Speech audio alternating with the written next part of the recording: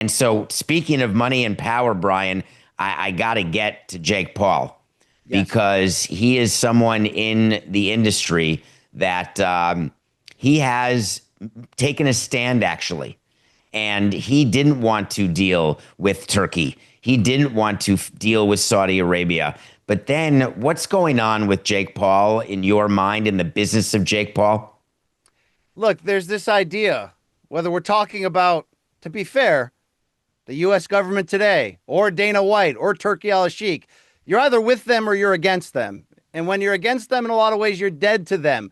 But slowly but surely, almost every single entity that put up any kind of fight against Turkey al-Sheikh is inevitably bending the knee, sometimes for money and sometimes for not wanting to be on the outside looking in. When we're talking about Jake Paul, though, it's a little more complicated only because he's two things at once. He's the celebrity crossover YouTube fighter who's sort of threatening to go legit and get into real fights, real title fights.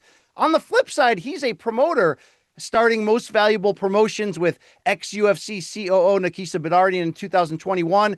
And I almost believe that that legacy has become more valuable to the sport, him as a promoter, than a fighter. He's done so much good. We just saw a Netflix fight last Friday night on an all-women's historic card from Madison Square Garden in New York, a huge sellout. Jake signing women fighters left and right.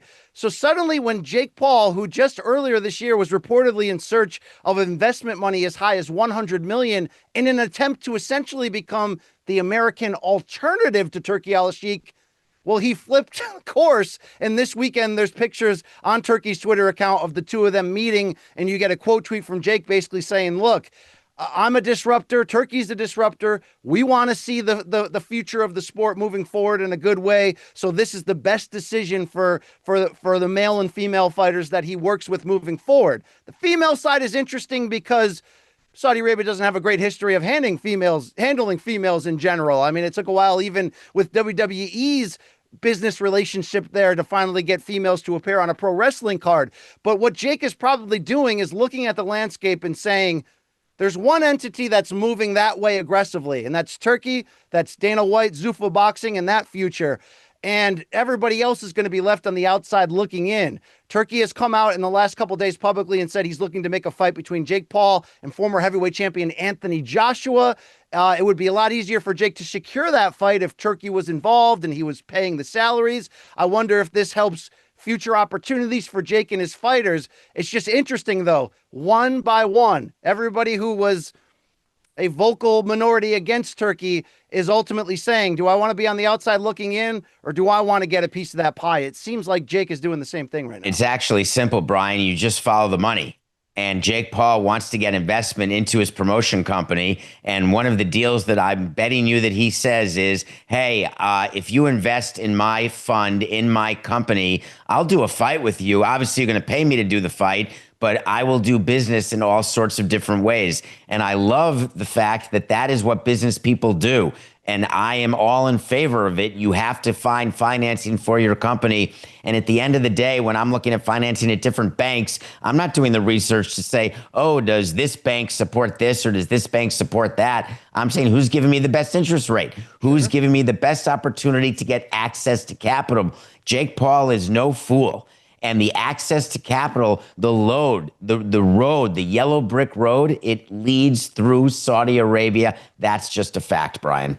But that's true. There's no doubt about it. That's where the money is in combat sports. In some ways, it's the future in a lot of different entertainment areas. But there's almost this black cloud lingering over in the boxing game right now that I did want to bring up. Because remember, it wasn't that long ago that Jake was trying to raise money to go against Turkey. Remember, Canelo Alvarez had a contract signed to fight Jake on Netflix until he spurned Jake at the last minute and signed a 4-fight deal with Turkey. Is this right now?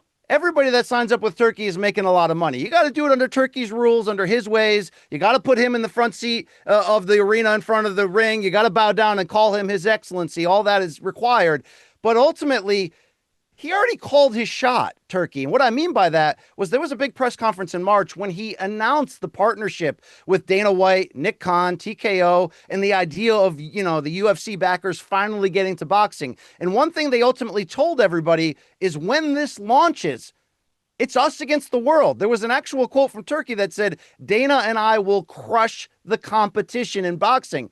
Well, here's the problem. He meant literally. 90% of the competition is currently making their money off of Turkey and bending over backwards to stay as close to the supple nipple, if you will. I don't know if I can say that on this program, and get their good deal. My question is, when does Turkey's vision truly change? Meaning, we know Dana White and UFC is going to kick off their existence in boxing with Turkey's money on September 13th with this giant Netflix Canelo versus Crawford fight. We know that TKO is in the midst of renegotiating UFC rights, and a big part of that is to get Zuffa Boxing 12 events a year onto whichever network pays for it.